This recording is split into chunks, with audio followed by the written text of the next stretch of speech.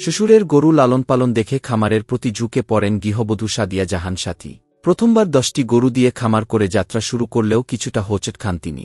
কয়েকটি গরু অজ্ঞাত রোগে মারা গেলে লোকসানে পড়েন, তবে তিনি দমে যাননি। পরের বছর আবার আরও 10টি গরু কিনে খামার দাঁড় করান। এরপর আর পেছনে ফিরে তাকাতে হয়নি। এখন তিনি কোটি টাকার গরুর খামারি। এবারের কুরবানির ঈদে 35টি গরু বিক্রির জন্য প্রস্তুত করেছেন তিনি।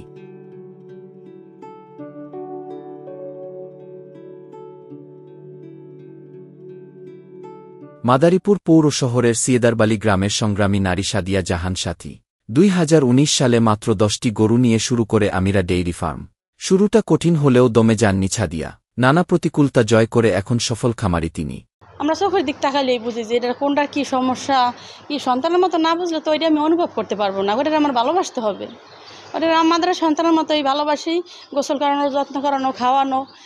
আমার বছর শেষে কিছু টাকা আসবে, আমি লাভবান হতে পারবো। এইভাবেই আমি খামারটা পরিচালনা করতেছি দীর্ঘ 5 বছর যাবত। ইনশাল্লাহ আমি লাভবান।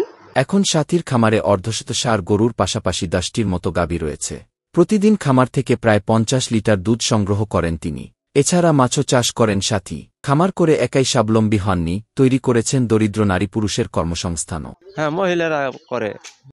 অনেক শ্রমদায় লোকজন আছে, লোকজন নিয়ে কাজকর্ম করে এখন খুবই লাভবান আছে। পাশাপাশি তাকে দেখে গরুর খামার তৈরিতে উদ্বুদ্ধ হয়েছেন অনেকেই। দুধ, ঘি, মাখন ও গরু বিক্রি করে মাসে প্রায় লাখ টাকা আয় এই সফল নারী উদ্যোক্তার।